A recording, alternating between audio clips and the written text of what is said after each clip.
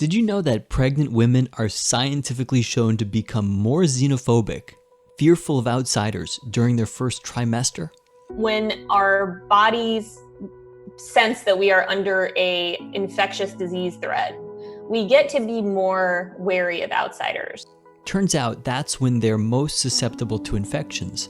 So the body actually has what researchers call the behavioral immune system. And there's wisdom to get from studying how we do this thing that humans love to do, which is divide people into groups to label others as either safe or unsafe, friend or enemy. In this episode of The Soul of Life, I speak with Olga Khazan, a talented writer that covers health, gender, and science for The Atlantic. Before that, she wrote for the LA Times and the Washington Post. And she just published a book called Weird: The Power of Being an Outsider in an Insider's World. We talk about her personal experience as an outsider growing up a Russian Jew in widely evangelical West Texas, and some of her interviews with people who don't follow the crowd and it works in their favor, the way it did for a survivor of the Jonestown Massacre. I had this totally different impression of Jonestown. I thought people were kind of like 201, really, like brainwashed. Khazan chronicles the people who stand out, who don't fit in. And in so doing, she illustrates how loners and outsiders are really not alone. Even in a cult, you can have someone who's like, I'm not going along with what everyone else is doing. I'm Keith Miller, and my podcast, The Soul of Life, is here to help you remember who you really are. I'll bring together people who have gotten off their treadmills. I'll have conversations with athletes, musicians, doctors, scientists, healers, and entrepreneurs to discuss the fascinating edges of our knowledge in neurobiology, psychology, and physics. This is The Soul of Life. It's amazing to have Olga Khazan here. She's a staff writer for The Atlantic covering health, gender, and science. Prior to that, she was the Atlantic Global Editor. She has also written for the Los Angeles Times, the Washington Post, Forbes, and other publications. She's a two-time recipient of the International Reporting Project's Journalism Fellowship and winner of the 2017 National Headliner Awards for Magazine Online Writing. Welcome, Olga. How are you? I'm good. How are you doing? Doing great. You know, it's another day. It's like another Groundhog Day. You know, every day is different, but like here we are again in front of a screen talking to people. Yes. But it's great to speak with you. I'm really interested in hearing about your book that you launched during this pandemic. That's an interesting story in and of itself. Tell me about the history of Weird. Yeah, so I've always just been interested in people who are like fish out of water or kind of go against the grain or are doing something different from what everyone else around them is doing. Like I always found myself drawn to those stories where it was sort of like, wow, how is that person like so completely bucking the trend or so completely, not doing the thing that everyone else is and kind of sticking true to what they really want to do. I would not say like I'm like more of a rule follower conformist in my day-to-day life. But I did have one really strong experience that wasn't like that, which is my growing up, my early life, which took place in Midland, Texas, which is in far West Texas. And my family are Russian refugees, Russian Jewish refugees, of which there weren't any others in Midland. And not a big Jewish population in that part of Texas.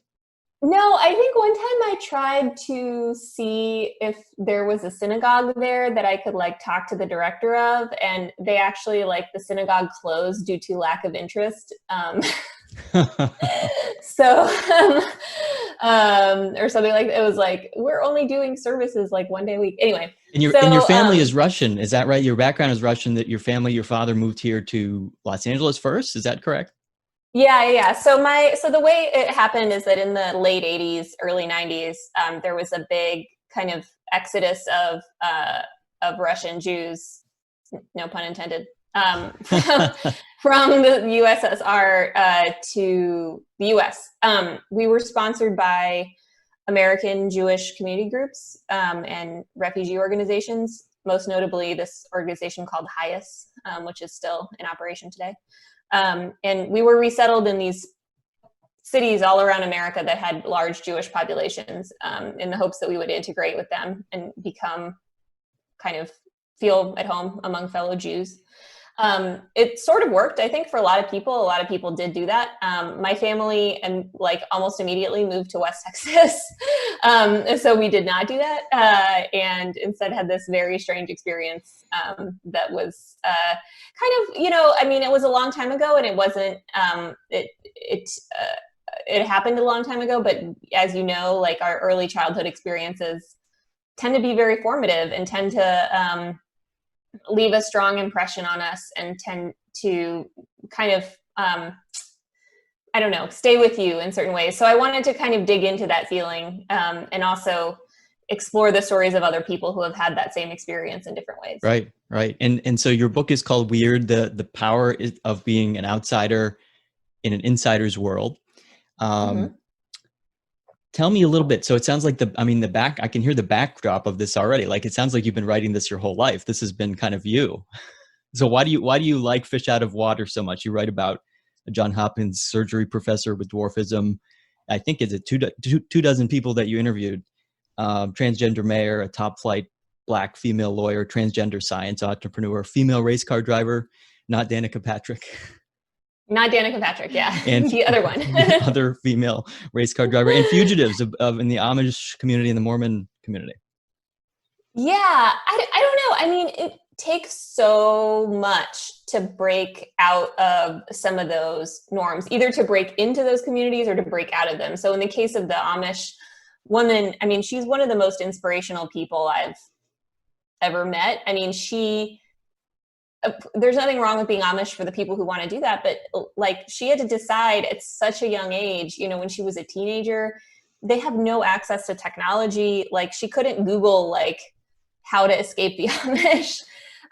She had to rely on this like whisper network of people who basically smuggled her out of there. And then she had to learn English on her own, and she had to like go to college and she had to get her GED first. Like, she had to learn all this stuff. And it's like, I don't know, I'm just so impressed by people who are so motivated to do something where life is constantly telling them, you don't belong here, you shouldn't be doing this, you can't make it. Like, and yet they're like, no, like, something in me tells me that I want to do this and I'm going to do it. And I don't know, I've always been just really drawn to those narratives. Right, right. It seems like we're fascinated with weird things and weird people. I mean, you talk about almost the pain points, I think, of being the outsider, and you kind of talk about the idea of reclaiming the word weird.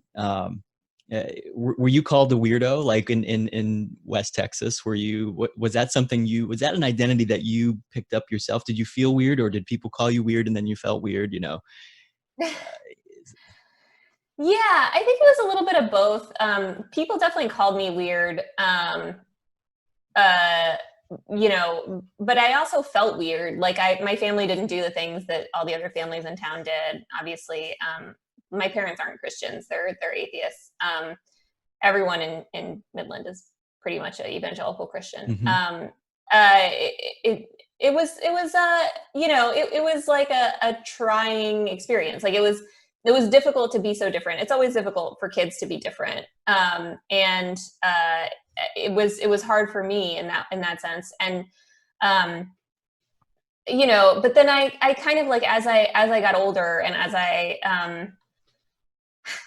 don't know, just entered this field where you're constantly like examining things really closely, I kind of started to feel like, well, it's a lot of really successful journalists actually have unusual backgrounds and unusual kind of experiences that help inform our work. Like, they help you understand other people. Like, I think I do understand evangelical Christians pretty well, because I grew up around them. And, so I'm not sure that I would like go back and change that background, even though it was very difficult at the time. I think I actually gained something from being kind of like on the outside looking in my whole life. Mm-hmm. I think it actually benefited me in various ways. And I also wanted to just like have the book talk about that a little bit, because I feel like people don't often realize how much they're negative experiences can actually build resilience. Right, that it can turn into something really positive, as opposed to feeling like you're an outcast or feeling bad, feeling shame. I mean, that was one of the things that I picked up on as a psychotherapist in our field when professionals write about the topic of shame.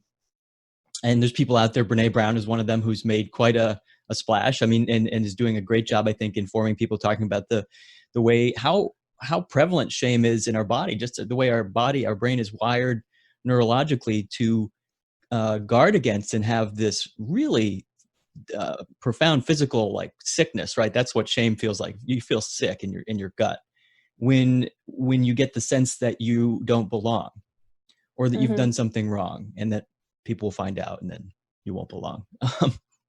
So people have done so much work around talking about shame, but I find, and I think, Brene Brown talks about this all the time, that when she brings up the topic of shame, everybody leaves the room. I mean, that was her experience at first before she became the superstar who talks about shame. So yeah, I guess it's what I was so impressed about by your writing is that you really, you really do it indirectly. You talk about yourself, you talk about others, and you really put others out there, and you just sort of paint the portraits. And people are interested in stories. I think we like to hear stories. And I felt myself being pulled into the stories. And then before I knew it, oh, you're actually talking about me. You're talking about my experience in a Baptist youth group, feeling like an outsider in a state or in a town full of Catholic kids, my peers. So it's just, I found that it was such a service, the way you wrote and spoke about it. How are people responding to your book? And yeah, I mean, it's interesting that you mentioned that. So Brene Brown has done such good work on shame, and that people leave the room when she mentions it. I found that, like, even when I was first kind of pitching the book around, some editors and some people in the book world were like, oh, well, like, no one really faces ostracism anymore after middle school. Like, no one really feels like an outsider after like grade school. And I was like, I don't think that's really true. I think people pretend like they don't, or they wish that they didn't, or they have this idea that they should just get over it. Like they should, this sense that, like, if I was only stronger, or like, this is nothing, it's all in my head. But, as you know, like, things that are all in your head can also have an impact on you. Everything's in our head, right? Right. Everything's all in your head. Like, your head is all there is. Yeah. But there's this great study that I read about in the book about these professors who were like, we're going to do a study on ostracism, and we're going to every day ostracize like a different one of our group members. And we're all going to know about it ahead of time. And we're going to put a scarlet letter O above that person's door to know that that's the day that we ostracize that person. So they're going to know about it too. So this is a completely not blinded, not controlled experiment. They were just like sort of whatever, trying some stuff. And it's amazing. They kept journals during this time, and the journal entries are all like, I feel horrible. Like, I feel like a ghost who's wandering around. Like, I'd do anything to get people to acknowledge me. Like, they were really suffering, because it's very, very, very painful to have people turn against you, even if you know why it's happening. Right. So I definitely want to acknowledge that, because I think people who feel that way, after middle school, can sometimes feel like, why is this happening to me? And how do I make it stop? It's so relevant, Olga. It's so relevant. I think you're right. Our brain and our mind, and this is my story, and this is why I started the podcast. And I won't get into it now because I've talked about it in other places, but our mind is capable of creating these compartments in these rooms from which it keeps us from going in. Our awareness of who we are stays out of those rooms. And yet, those things continue to have influence in our life and our behavior, because it's taking up mental space, in our head. So there's a study you reminded me of that I learned about in social psych when I was an undergrad psych minor. This is one of my favorite classes, was social psychology. I don't know about you. And what they did is they brought people into a public setting like a mall, and they said, we're going to put this horrible scar. They had a makeup artist there, and we're going to put this horrible scar on your face. And they showed them what it looked like after they put it up on their face. And they said, oh, so they showed him the mirror, and they showed him the scar. And then they said, they took the mirror away. They said, we've got one more final touch. And the artist went back and actually took the scar off. And they didn't know that. They just kind of removed it. And then they didn't know that it was gone. And they went through them all, and they asked them to journal, or respond to questions about how people treated them and what was their experience at the mall. Well, all the respondents pretty consistently said people mistreated them. People looked at them oddly. They felt odd. They felt like they were weird. And then they came back and showed him, it was just you. Yeah. Oh my God. That's crazy. I'm sorry. That totally is so, I feel like that is just reverberating for me on so many levels and with so many people that I've met. But yeah, I mean, again, that's all in your head, but it had an impact on how you went through the world. It did. Yeah, it's amazing. One thing I want to ask you about, I want to ask you to read a segment from your book where you talk about your story and your background, feeling like an outsider. And then we'll talk about that. So many of my stories about being wronged by Americans involve long descriptions of their tone and the look in their eye, because really their actual words weren't that bad. They probably didn't even mean anything by it, but I'm bundling together my off-brand Nikes and the time I pronounced it jacuzzi and the time everyone laughed because I didn't know what an airplane hanger was, and wrapping it in the prosciutto of their innocuous comment and baking it all in the oven of my immigrant shame until out pops a hot little oozing nugget of offense taken. When you're an outsider, you never really know when you've finally been allowed in. You're constantly throwing your hands up in front of your face, probing for the invisible barrier between you and everyone else. Yeah, I find that so powerful. I mean, your writing is you have a gift with words, and so it just pulls together kind of so many different strands. But one of the things that it's tugging on for me is how we talk about our, in my case, how I talk about and how I experience my whiteness.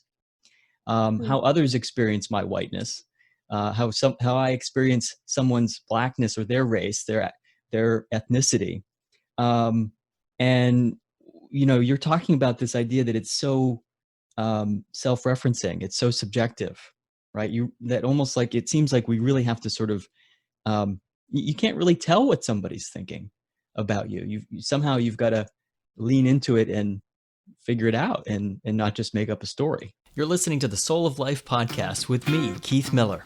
Every week I bring you a new episode that hopefully inspires you to reflect more on who you are and who you want to be in this rapidly changing world. If this time we share together moves you somehow closer to who you are or lights up parts of you that have been unplugged, I want to hear from you. And please share the love. Take a moment to find the Soul of Life podcast in the social media where you hang out on iTunes, Facebook, Instagram, or YouTube, and let me know who you are. Yeah, I mean, and it's, it can be really difficult because, I mean, the reason I think that part of the book I was talking about how I sometimes kind of, especially in recent years, I myself kind of interpret events negatively because of all the things that have happened in the past. So maybe the person didn't, mean anything by what they were saying, but I took it in a really negative way because in the past, I've learned that often people mean something negative when they say something like that, because that was true in the past. Right.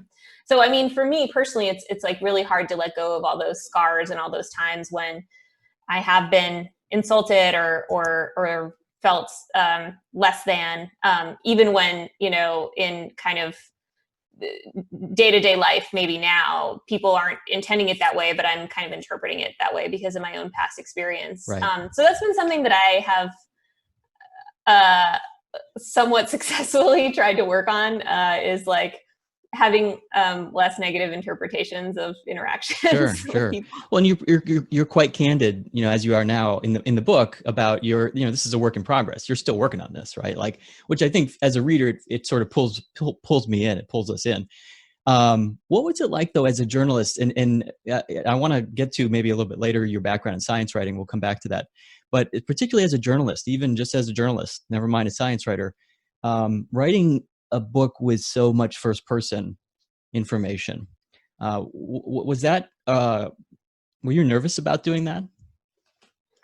Yeah, I was at times nervous, a little bit like, how will this be received, or how will people react to this? And people have asked me this, like, do you feel, there is a lot of stuff about my own struggles with anxiety and other issues in there. But I guess, like, to me, a big focus of my life and my career has been to normalize struggles with mental health, and not even struggles, but just like mental health in general, and the fact that it's part of our lives, and that it's something that affects lots of people. So i I think that if you turn it into something you can't talk about, like, it kind of almost makes it worse. Like, I think that it's better to just say, hey, this is something that's affected me and something I've struggled with. And I mean, I'm not saying that everyone has to disclose, and I wouldn't want anyone to do anything they're not comfortable with, but I do think that having more openness about mental health issues, could be a positive thing. And so people wouldn't feel like, when you have a cold, you're fine with telling your boss, hey, I'm in bed with a cold today, I can't work. But if you have depression, you would never say that. Right. So, Right. but I kind of think we should try to change that and try to, see it as on par with physical health. I'm with you. We have to change that. I'm convinced about that, especially after my experience, which my listeners will know about. It's something we have to change. We have to begin to talk about and normalize and say, hey, it's not something you wait until you're feeling sick or unwell. Actually, mental health care is something that you do all the time. Yeah. But anyway, tell me about the first trimester phenomenon that happens with women. This just sounds fascinating.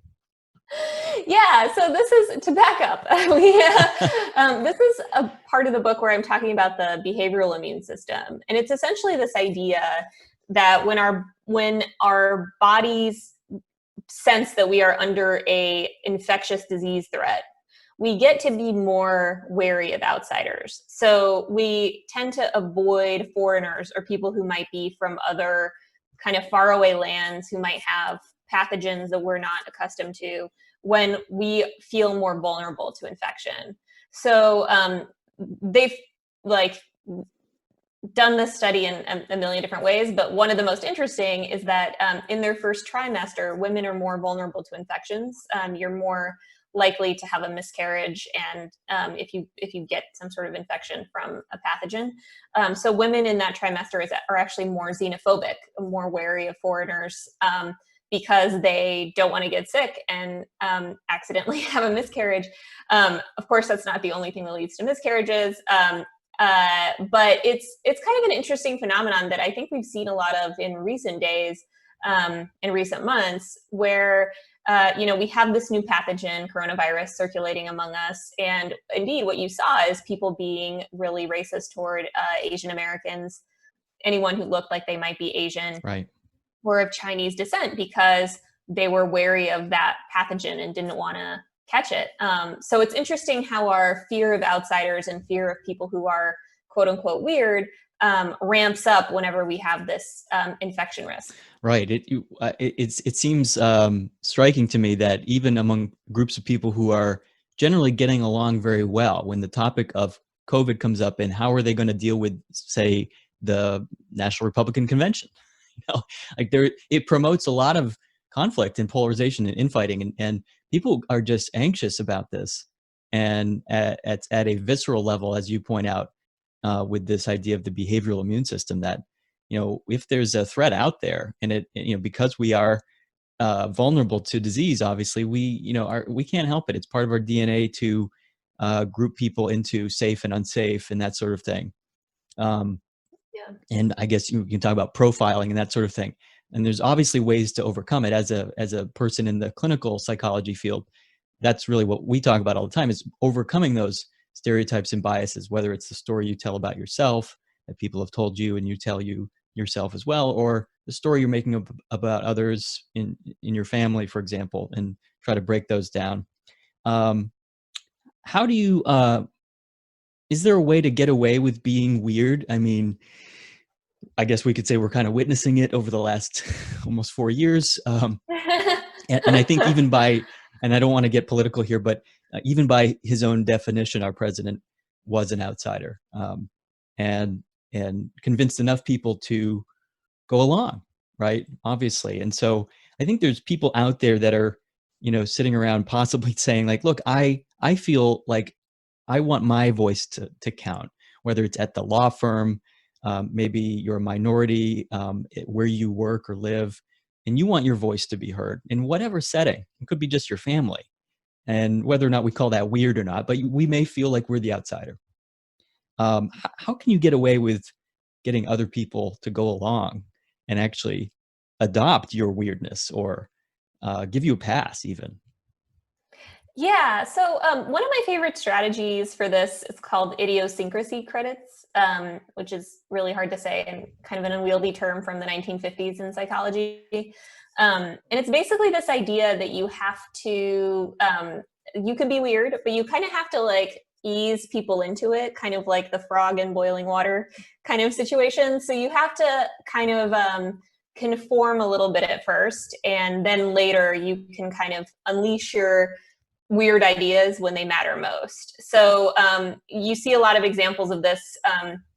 One person I was talking to mentioned that this is like what people do in relationships often. So for better or worse, like your first like 3 or 4 dates with someone, you'll be like, oh yeah, I like whatever you like and I'll do whatever you want. And, and then suddenly 2 years in, you're like, I'm only watching, football and I'm only doing this or that. Like you Right. draw a lot of more firm lines later on once you feel like the person's already invested in you. Totally. But you can do a less extreme thing with so work, for example, if you really have a lot of non-traditional ideas for your workplace and you know that they're not necessarily going to go over well as soon as you start, maybe start and kind of go along with whatever everyone's saying, kind of like, yes, totally, go to the meeting, I'm on board with everything everyone's saying. And then, 2-3 months later, when it's time for your big project proposal that's going to be a little bit unusual, people will be more likely to see you as one of them. They'll be more likely to say, oh, you're one of us. Of course, we will let you do this crazy thing. Right. We totally accept you. People just have a warmer feeling toward individuals who they've seen as like one of their own for a while, and they're more willing to accept unusual ideas from them. So idiosyncrasy credits. That's the Yes. term, and it does sound like an old term. I'll be honest. I mean, I think but the concept is extremely relevant. As you know, I've spent a lot of my career working with couples in marriage, in the field of marriage counseling, and one of the things that, and it's almost like kind of common sense, and in hindsight, people might say, well, duh, of course you do that in couples therapy, but it's not so common sense. You really have to kind of first just say to people, hey, what were the behaviors that you used to be doing when you first met? Mm-hmm. And usually they're very they're gracious behaviors. There's a lot more gratitude. There's a lot more caring behaviors, and so we just call it that. It's we just say, what were the caring behaviors you used to be doing? And we try to teach this idea that if you want to get something from someone, and I wish our politicians would listen to this idea. If you want to get something from someone, you've got to actually give something. And actually the bigger thing that you give, the more capital you're probably going to get, or at least potential. It's like taking out a loan. I mean, and if you want to borrow a big loan, you've got to have the capital behind it, or at least the resources. So a lot of people try to do these big asks of their partner, or they get really frustrated because they're convinced their partner's a stick in the mud, and it's like, well, maybe is there something you're not giving? And that's anyway, that's counseling 101. It seems obvious. Do people ever relearn those caring behaviors that they had in the beginning? Oftentimes it's not that hard. We just we'll say to them, come up with a list of like 10 things, and I'll say usually like, I bet you dollars to donuts that like 8 of those 10 things are going to be so simple you're going to just think you're an idiot. I mean, I don't say that, but there's simple things like say hello in the morning, like make eye contact when you pass each other in the kitchen once in the morning. Wow. Like, yeah, sometimes it's like really we're getting people out of a kind of a hole, but for others it's just like, oh yeah, we used to call each other sweetie, or we used to have different names, or and I'll say, well, is it hard? Is it going to kill you to do that one? Is it going to kill you to make her a cup of coffee when you get yours? No, I just don't think about it, because we're just like, well, could you start thinking about it? Like, that's all we're really doing is trying to get them to think about these things that they already used to do. They already know these things. They've just forgotten. Wow. And they don't think it's important. So that seems to really line up with what you're talking about with this, Yeah, totally. idiosyncrasy credits. And one thing that stood out, you interviewed a lot of people in the book. What was it like talking to the Jonestown Massacre survivor? Yeah. So she has talked about her experience a lot. It was very traumatizing. I think one thing for her, sorry, not for me. I think one thing that made that interview really special is that I had this totally different impression of Jonestown. I thought people were kind of like 201, really like brainwashed. And, that's kind of the impression that we get is like, Right. all these people so brainwashed, they drank the Kool-Aid.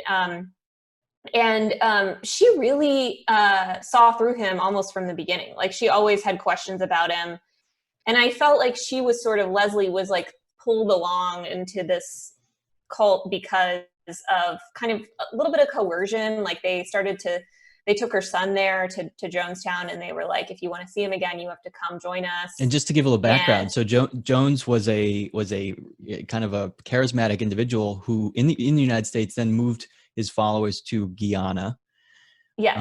And eventually got them all to commit suicide by drinking Kool-Aid laced with cyanide. Yes. For people who haven't read that account. Yeah. It was just amazing that she kind of like she was there for years. I mean, this was going on for years. And the whole time she was sort of like, something's not right about this guy. And like, something is not, something's not adding up here. And when the day came to escape, the escape party was like, do you want to come with us? And she said, yes. Like she ran away from the cult on the day that the suicides happened. And on the morning. So she wasn't there when everyone died. I will say that it's not quite true that people were eagerly all committing suicide. So it's not like she was the only one who had misgivings. But I do think it was really surprising and impressive to me that even in a cult, you can have someone who's like, I'm not going along with what everyone else is doing. Like I might go through emotions, but I have my suspicions. So I thought that was pretty impressive. Yeah. I mean, it's striking. It's chilling and striking. And you kind of talk about this idea of almost the takeaway is like, pay attention to your gut feelings. If something's not right, and that's easier said than done for a lot of people who, as we know, those of us who work in the trauma field, the psychological traumas, that your gut feelings are usually the ones that you felt during the traumatic experience, and you felt them in an abundance. And so typically you're trying not to feel those feelings as your, post-traumatic stress is really this idea, your body's, you're fighting all of these normal feelings, your gut feelings, because they're associated with this horrible thing that happened to you. We try to help people kind of reassociate to those gut feelings and befriend them and just realize it's just your body. It's just you. You don't have to be afraid of these gut feelings. But that it's so important. Even though I think most of us want to do the right thing, we generally don't want to harm others. But sometimes we've got to follow our gut, and stand up or get out, leave the room. You have this quote. I'll just read this quote from the book. The human desire for love and kinship is so strong that charismatic monsters like Jones can turn it against us. The only antidote is trusting that inner moral sense that something's not quite right. It's really kind of what I was just speaking about. But, the idea that charismatic monsters are out there, I think for a lot of people right now is real. And I think a lot of people are afraid of what's happening. And as far as politically in this country, what would you say to people who are fighting racism? Right. So there's a lot of different cultural discussions happening right now. Does that seem like an oxymoron for you? Because you're talking about this idea of, kind of opening up to this inner moral sense. It doesn't sound like fighting. When people talk about we have to fight these monsters, we have to know what the monsters are. We have to stand up to them. Yeah, I don't necessarily think it's a oxymoron. So people have asked me this, and the book doesn't really focus on how to fight prejudice that much, like societally. Right. So it talks a lot about what you as an individual can do if you feel like you're being, disadvantaged in some way. But honestly, I don't. It's my sense that psychological kind of tricks don't really work as well for mass kind of prejudice, or at least reducing it. I mean, I've like looked into this, and it just is so difficult to eradicate all prejudice through kind of little psychology Takeaways, tricks. little Like, little pop site. Yeah. it's like a lot more difficult than that. And I think it's kind of a testament to the Black Lives Matter movement that they have been so successful at raising awareness of this and actually affecting real change. But they didn't do it through, Malcolm Gladwell books. Like, they did it through, direct action and through protests in the streets, through, a flood of posts on social media, like not just, clicktivism or whatever, but, Right. A ton of attention to these issues, rightfully so. So I think that they have been really effective, but that's because they've been using techniques that are kind of tried and true, right? Mm-hmm. From like the civil rights movement, essentially. Right. Yeah, I mean, to me, like, I think I tried to say this in the book, at least. We can continue to fight against racism and other forms of prejudice, and at the same time, on an individual level, you can be doing things to live a happier life, or at least that's what my book is for. Yeah, I think people need to hear that. We need to hear that, Olga. So I think that's a gift for all of us. I want to shift gears a little bit. It's a great book. I think people should get it, absolutely, and read you. But I want to hear from you a little bit about what it's been like being a writer. When did you first know you were a writer? And tell me about how you got into science writing and then eventually to The Atlantic. Yeah, well, I've always wanted to be a writer. I have like the boring writer story that some people I feel like went and worked on an Arctic ice ship and then discovered that they want to write halfway through. I did not do that. I always wanted to be a writer. Went to college for politics because I was like trying to maybe be a lawyer. And then I just immediately went to grad school for journalism afterward. Got my degree in journalism, and then I worked at the Washington Post, and then I got my job at the Atlantic. I have always been interested in science reporting and science writing, and sort of as when the beat opened up, I switched from global coverage to science writing and health reporting, and it's been really interesting. Like there are just so many mysteries of the mind and the body out there, and I've really enjoyed exploring them. So yeah, I'm sorry that it's a very, very, very traditional writer story. No, I think I think it's encouraging because you knew who you were early and you followed that path, and it sounds like you enjoy being who you are as a writer. Yeah, I do. Yeah, I really like it. Yeah. No, I think that's a great story. And what's it like being, especially a science writer, having that background? Especially during this time, during the pandemic, when it seems like people are struggling to get the right information, even good people who want to get the right information are struggling to get it right sometimes. So what's that been like to cover this pandemic? Very frustrating. I really, I am very frustrated with a lot of the quote unquote news out there. I am gonna not name names because I don't know what your legal risk is if I do.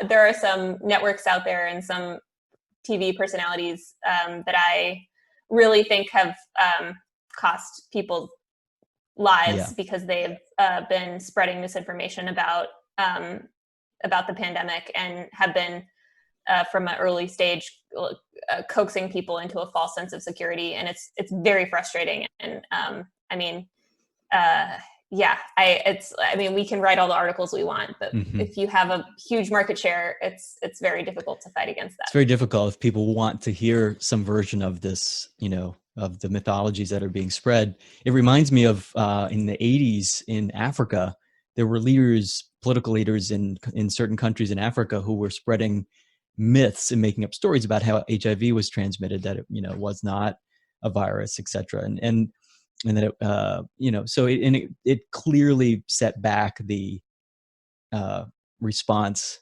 to bringing the virus down and saving lives. It clearly cost people's lives in Africa. So anyway, I feel like we're in such a historical time, but do you have the sense also that there's an opportunity here in some way? What's the silver lining? What should we be looking for? What's the opportunity for us?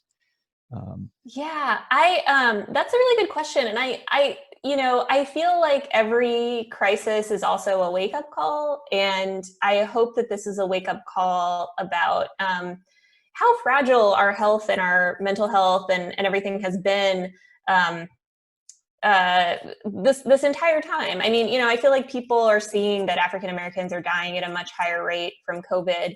But African Americans had a much higher mortality rate before COVID too. Right.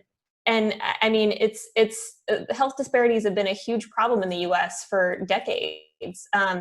I think, and then also now where we're doing online school, like I feel like people are finally seeing that not all kids have access to a computer and internet and, a mom and dad who will sit there and monitor their Zoom lessons. Like, I think this is really exposing a lot of the vulnerabilities in our society, and hopefully, once we are at a stable place or immediately or as soon as possible, we can start kind of bridging some of those gaps and bringing resources to some of those communities that have been under-resourced for so long.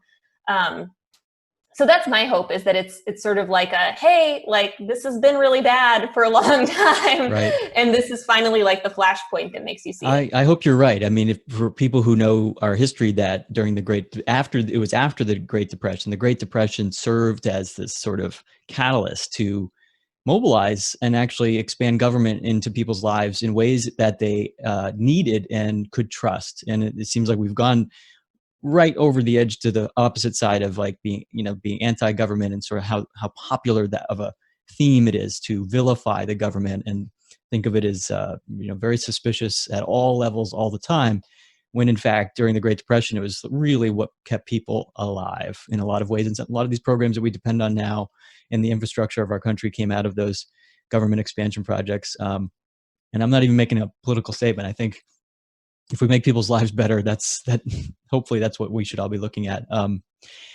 What are some of the projects you're working on now as a writer?